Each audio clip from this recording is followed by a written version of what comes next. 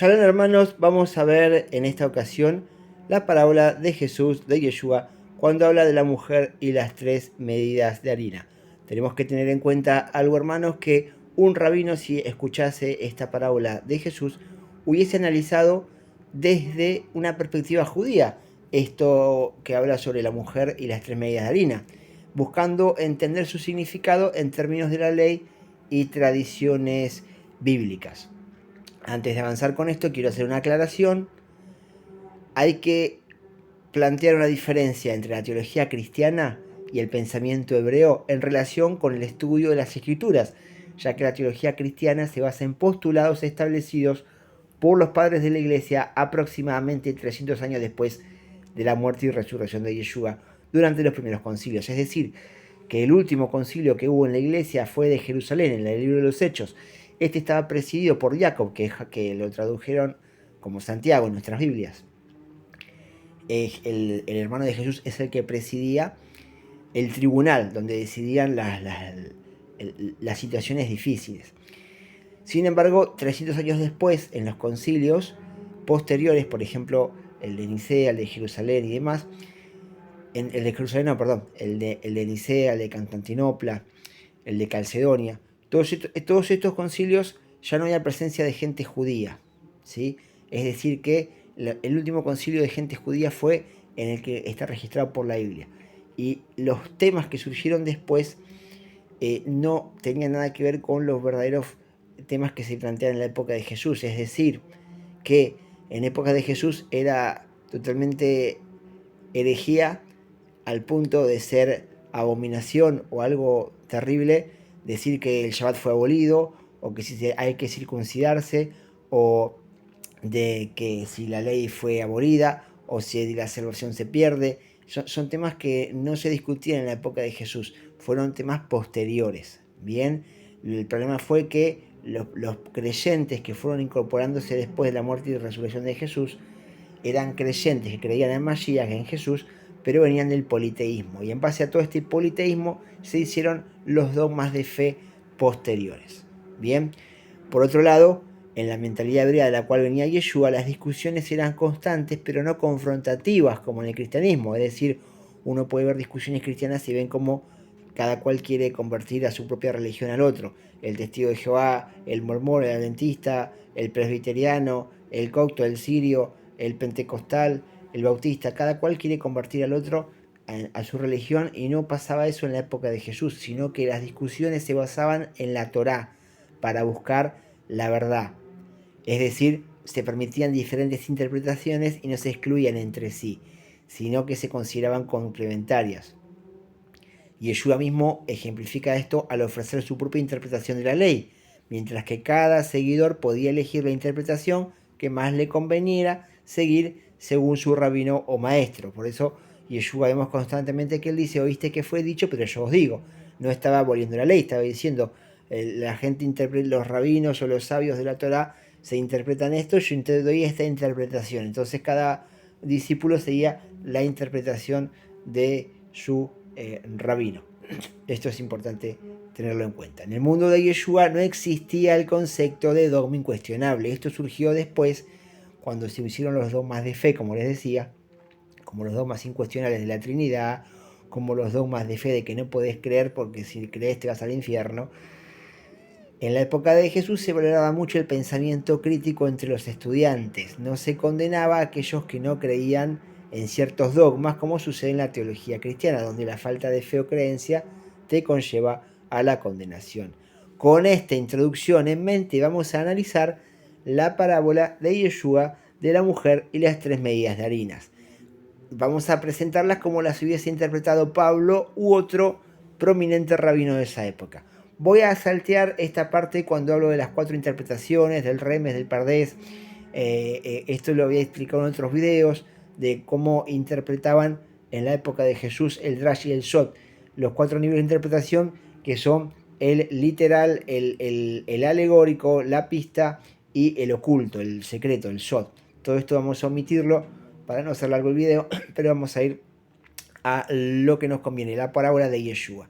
Lucas 13, y volvió a decir: ¿a qué comparar el reino de Dios? es semejante a la levadura que una mujer tomó y escondió en 3 medidas de harina hasta que todo hubo fermentado. Es decir, había un proceso que se estaba haciendo, pero a escondida, oculto, no perceptible al ojo humano. Vemos que Yeshua repite lo mismo en Mateo 13:33.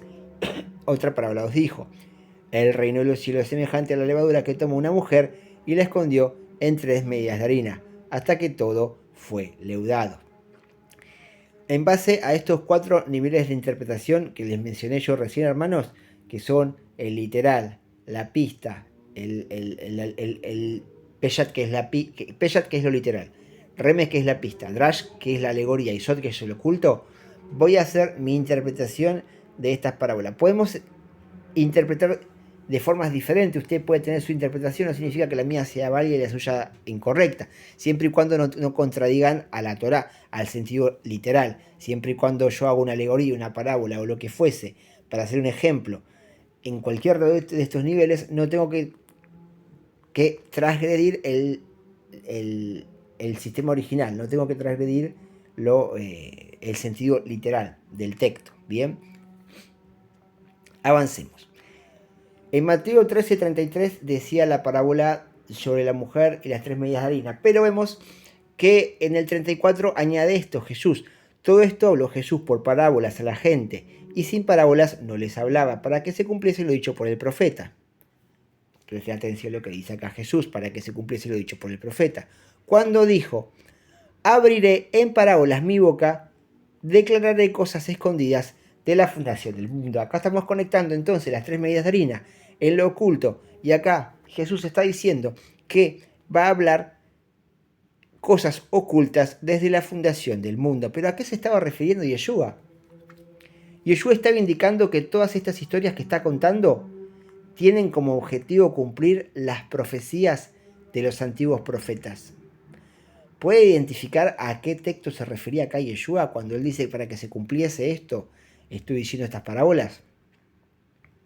Bueno, Yeshua se estaba refiriendo a Salmo 78. Dice: abriré mi boca en proverbios, hablaré cosas escondidas desde los tiempos antiguos, las cuales hemos oído y entendido, que nuestros padres nos la contaron. No las encubriremos a nuestros hijos, contando a la generación venidera las alabanzas de Jehová y su potencia y las maravillas que hizo. Es decir, que Yeshua está insinuando que él revelará misterios relacionados con las historias por tradición que sus padres le contaron, pero las iba a llevar a un nivel de interpretación más profundo. Por lo tanto, según la parábola de la mujer con las 3 medidas de harina que citó Yeshua, el público judío inmediatamente sabía a qué mujer se refería. Hermanos, esto está en Génesis 18. Usted después puede leer la historia tranquilo. La interpretación de los seminarios sobre este pasaje dice que se trata del reino de Dios que va creciendo de a poquito, pero es muy ambigua esta interpretación porque, como todos sabemos, cada denominación tiene su concepto de lo que es el reino de Dios. Pero tiene que ser un poco más específica. Cuando Yeshua da una interpretación de una parábola, era específico, era concreto, no era ambiguo, no era abstracto, como la interpretación de los seminarios. La mujer a la que Yeshua hacía referencia es a la primer matriarca del pueblo hebreo. Se refería a Sara. Génesis 18:6. Entonces Abraham fue deprisa a la tienda de Sara y le dijo: toma pronto 3 medidas de harina, de flor de harina, y amasa y haz panes cocidos debajo del escollo. Abraham instruye a Sara para preparar pan con harina y levadura, hacer 3 porciones, dejarlo reposar hasta que crezca y luego compartirlo con sus invitados. Contexto, hermano, cuando está en Génesis 18 Abraham, ahí aparecen 3 personajes misteriosos. Conecte esto, hermano: misterio, ángeles misteriosos, personajes misteriosos, 3 personas misteriosas que no tenían alas. Abraham pensó que eran personas tradicionales. Entonces, bueno, vamos a avanzar con el nivel Peshat, que es el literal. Versículo 6 dice: se apresuró Abraham hacia la tienda. Versículo 7: y hacia el ganado corrió Abraham, todo deprisa, todo apurado. Génesis 8: y tomó crema y leche, y así como el ternero había preparado, lo presentó ante ellos. Es decir, que incluso, podríamos interpretar el nivel literal, que incluso con el elevado nivel espiritual de Abraham y Sara, ni siquiera con su nivel espiritual elevado rechazaron servir a los invitados atendiendo sus necesidades materiales de otros. Es decir, que el reino de Dios podría interpretarse como la persona que no importa qué elevado espiritual grado tenga, qué grado tenga espiritual elevado, que la persona que es del reino de Dios puede despojarse de su grandeza y servir a los invitados, a los humildes, reclinarse, abandonar sus títulos. Esto desde una interpretación literal. Otra interpretación literal que se le podría dar, recuerden que siempre tiene que estar relacionada lo literal con el contexto, con la cultura, tenemos que considerar esas cosas. Puede ser la imagen de una mujer que, escondiendo la masa en 3 medidas de harina, hasta que leude, podría aludir al Shabbat, el día de descanso establecido por el Eterno, donde las esposas preparan todo para esta jornada de descanso. En este sentido, el Shabbat, un día sin trabajo, puede considerarse un preludio del milenio, cuando todo volverá a ser como en los tiempos de Adán y Eva, en el jardín, donde los alimentos estaban disponibles sin necesidad de trabajar. Así el reino de los cielos se podría interpretar como una mujer que se prepara para la celebración del Shabbat. Podría aludir a que el reino de los cielos es como esa mujer que se está preparando para ese tiempo en el cual todo sea leudado y sea el descanso eterno. Bien, vamos a ir a otro nivel de remes, de interpretación, de pistas. Si usted leyó el capítulo 18 de Génesis, va a ver que hay 3 ángeles que visitaron a Abraham. Cada ángel, hermano, que lo visitó tenía una misión específica. Si usted no sabía, hermano, cada ángel en la Biblia tiene una misión específica. Un ángel no puede hacer 2 misiones, por eso vinieron 3 ángeles, porque tenían 3 misiones encubiertas, 3 invitados, 3 medidas de harinas, algo que había que hacer oculto. Esos 3 ángeles, hermanos, eran Miguel, Rafael y Gabriel. Ahora se los voy a demostrar con la Biblia por qué eran esos 3 ángeles y cuál era la misión oculta que tenían que cumplir y cómo con el tiempo iba progresando. Entonces, cada ángel tenía un misterio escondido, el cual reflejaba a las 3 medidas de ocultas de harina. Empecemos con el primero, hermanos, Rafael. Rafael es el que traía sanidad al reconfortar a Abraham y visitarlo después del cumplimiento de su Brit Milá. Cuando sucede este episodio, vamos a leerlo en la Biblia, estaba en el 4º día Abraham donde más tenía dolor. Sin embargo, en vez de estar descansando y reposando del dolor de la Brit Milá, de la circuncisión, él estaba sirviendo, atendiendo como hacía siempre. Esto lo leemos en Génesis 18:1. Dice, después se le apareció Jehová en el encimán de Mamre, estando él sentado a la tienda de su puerta, su tienda, en el calor del día. El calor del día se refiere en el ardor, en el tiempo máximo de su dolor, él estaba atendiendo. Dice, y alzó sus ojos y miró, y aquí 3 varones estaban junto a él, y los vio y salió corriendo a la puerta de la tienda a recibirlos, y se postró en tierra. Entonces este Rafael es el que traía sanidad a Abraham. Como digo, son misiones encubiertas porque más adelante vamos a ver en Apocalipsis la sanidad de las naciones. Tiene que ver con, Rafael viene de Rafa, el hebreo, que quiere decir sanidad. Entonces es una misión que va cumpliendo y cumpliendo su propósito. El segundo ángel era Gabriel. Gabriel acá tenemos, ¿sí? Entonces, Gabriel trae la buena nueva del nacimiento de su hijo de Sara a Abraham. Tenemos acá entonces que Gabriel es el que anuncia el nacimiento de Isaac. Este mismo Gabriel es el que anuncia el nacimiento de Jesús, de Yeshua, a María. Es el ángel que avisa, el mensajero. En la cultura hebrea es muy importante cuando uno nacía, según las circunstancias en las que nacía, se le ponía el nombre. Por ejemplo, tenemos Esaú, que significa velludo. ¿Por qué? Porque tenía vellos. Y así con cada uno que nacía tenía un nombre según las circunstancias. Pero, según la cultura hebrea, cuando alguien nacía y el nombre se le ponía antes de nacer es porque tenía una misión muy importante. Mucho más importante que cualquiera que después le ponían el nombre de sus padres. Vemos este ejemplo con Isaac, vemos este ejemplo con Juan el Bautista, vemos este ejemplo con Sansón, vemos este ejemplo con Jesús. Que antes de nacer ya se les puso el nombre, estaba predestinada por una misión muy importante. ¿Dónde está esto? Génesis 18:9 dice, ¿dónde está Sara tu mujer? Y él respondió, en la tienda. Entonces dijo, de cierto volveré a ti, y según el tiempo de la vida, he aquí, Sara tu mujer tendrá un hijo. Acá le está anunciando Gabriel el nacimiento de Yeshua. Y por último, Miguel. ¿Cuál era la misión de Miguel? Destruir las ciudades de Sodoma y Gomorra para su perversidad. Miguel es el ángel de guerra de Jehová. Génesis 19, aquí la hora viene. Acá está hablando Gabriel con Lot. Lot era el sobrino de Abraham que estaba escapando. Entonces tenía que escapar. Y acá está el diálogo que tiene Lot con el ángel. Dice aquí, le dice Lot, ¿no? Esta ciudad está cerca de mí para ir allá. Es decir, Lot lo está diciendo, me quiero ir a una ciudad más cerca, la cual es pequeña. Déjame escapar allí ahora. ¿No es ella pequeña y salvaré mi vida? Y respondió, he aquí, he recibido también tu súplica sobre esto, le decía Miguel. No destruiré la ciudad de la que has hablado. Date prisa, escapa ya, porque nada podré hacer hasta que hayas llegado allí. Es decir, que cuando llegaba allá Lot, cumplía Miguel su misión. Como vemos, esto le trae misiones ocultas, porque después vemos Miguel en la batalla de Armagedón peleando por Yahvé, que el mismo Miguel es el que pelea después por el ángel por el cuerpo de Moisés. Y estos eran los tres invitados que estaban conectados con estos tres personajes. Perfecto, entonces vamos a ir a otra interpretación más. Así como estos ángeles tenían una misión oculta, estas medidas de harina tenían una interpretación oculta. ¿Qué significa desde otra interpretación, drasha, alegórica? ¿Qué significa las tres medidas de harina? Que todo fue endeudado. Voy a darle otra interpretación, hermano, que, le repito, está totalmente vinculada con la Biblia, no tiene nada que ver con los seminarios teológicos. Está explicada en la misma escritura. Levítico 23, acá encontramos las fiestas del Eterno, que son siete fiestas.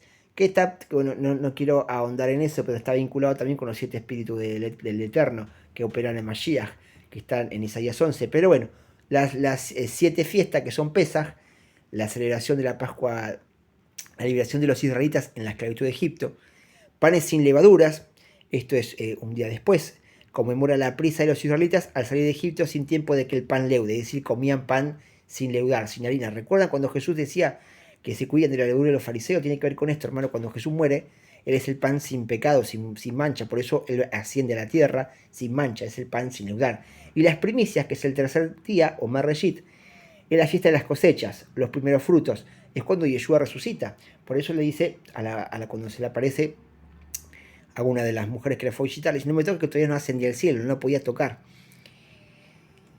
50 días después tenemos Shavuot, que es Pentecostés, que se conmemora la celebración de la entrega de la ley en la Torá, el monte Sinaí, y es la cosecha del trigo. Después tenemos la fiesta de las trompetas, señala el comienzo del periodo de reflexión y arrepentimiento, que es Yom Teruah. Tenemos Yom Kippur, que es el día de la expiación, y tabernáculos que recuerdan la protección divina durante el éxodo en las tiendas temporales. Cuando el pueblo estaba en Egipto, habitó en tiendas temporales. Ahora, ¿qué tiene que ver esto con las 3 medidas de harina, hermano? ¿Qué tiene que ver con los 3 ángeles? Bueno, acá vamos a lo interesante, hermanos. Éxodo 23:14 dice, 3 veces al año todos los hombres deben presentarse ante el Señor el lugar que Él elija. ¿Cuál fue el lugar que eligió Dios para que lo conmemoren? Jerusalén. Jerusalén es el mismo lugar donde va a venir Jesús a reinar. En las 3 fiestas importantes de peregrinaje, es decir, que 3 fiestas de peregrinaje obligatorias a Jerusalén eran panes sin levaduras, que es Pesaj, Shavuot, que es la fiesta de las semanas, que es Pentecostés, ahí tiene los pasajes bíblicos si los quiere buscar, y la fiesta de los tabernáculos, Sukkot. Es decir, que esas 3 fiestas tenían un propósito implícito, una misión oculta. Dios había dicho que las conmemorase. La fiesta de Pascua, la fiesta de Shavuot y la fiesta de los tabernáculos de Sukkot, las 3 fiestas, hermanos, las 3 fiestas emplean harina. La fiesta de los panes sin levaduras, 7 días se ofrece panes sin levaduras como ofrenda. La fiesta de las semanas, se ofrecen panes sin levadura, panes con levadura, perdón. Y la fiesta de los tabernáculos se hacen ofrendas y granos de productos agrícolas, que también incluye la harina. Entonces, harina, 3 fiestas de Pascua, 3 fiestas de peregrinaje, 3 ángeles. Los ángeles tenían misiones ocultas que hacer. Cada fiesta esta tenía una misión oculta. Recordemos cuando Yeshua conmemora el Pesaj, no la Pascua judía, cuando Yeshua conmemora el Pesaj, le da su verdadero significado, el significado oculto. Se podría entender de esta manera, hermano. Cada celebración había una tarea secreta, similar a los ángeles, y Yeshua tenía que llevar a cabo una tarea específica en cada una de estas tres festividades. Todo estaba oculto, pero creciendo para cumplir su propósito. Todo estaba ahí leudando, esperando para que fomente, para que cumpla su propósito. La palabra de Dios no vuelve vacía. Todo lo que Él hace, Él cumplirá. Dios instituyó las festividades en Levítico 23. El pueblo, es decir, el pueblo judío, el pueblo judío conmemora las fiestas, pero desconocen el significado profético eterno implícito en cada una de ellas, que se estaba desarrollando gradualmente hasta manifestar su propósito completo. Un ejemplo de esto es cuando Yeshua dijo: hagan esto en memoria de mí, cuando está celebrando el Pesaj, no la Pascua, Pesaj, porque el Pesaj se celebra una vez al año, el 14 de Nisan. La Pascua cristiana la celebra una vez por semana, o cuando quieren, o el día que quieren, pero tiene una fecha específica, un día específico. Cuando Yeshua dice hagan esto en memoria de mí, él no estaba estableciendo la Pascua cristiana, estaba revelándose como el verdadero significado del Pesaj. Estaba trayendo el verdadero significado de Pesaj. Cuando él vino en su primera venida, que cumplió las primeras 4 fiestas de las 7 que mencioné, se entendió su propósito. Quedan las últimas 3 que cuando él venga yo creo que va a revelar el significado completo. Otro ejemplo es cuando los mandamientos sobre el Shabbat, que pocos cristianos cumplen. El mandamiento del Shabbat es un ensayo para el milenio. Cuando Dios creó a Adán y Eva, vivían en un estado de completa paz y plenitud en el Edén, sin necesidad de trabajar, comprar o vender, simplemente cuidando del jardín provisto por Dios. Y Adán, al pecar, se ocultó de Dios. ¿Dios se ocultará del hombre? Ahora parece que Dios se oculta. No es así, sino que en realidad deja insinuaciones en cada uno de los mandamientos y festividades para que los cumplamos y lo conozcamos más a Él, porque en cada mandamiento que cumplimos lo conocemos más a Dios. En cada fiesta que conmemoramos conocemos más el sentido implícito, el sentido oculto que tenía Dios.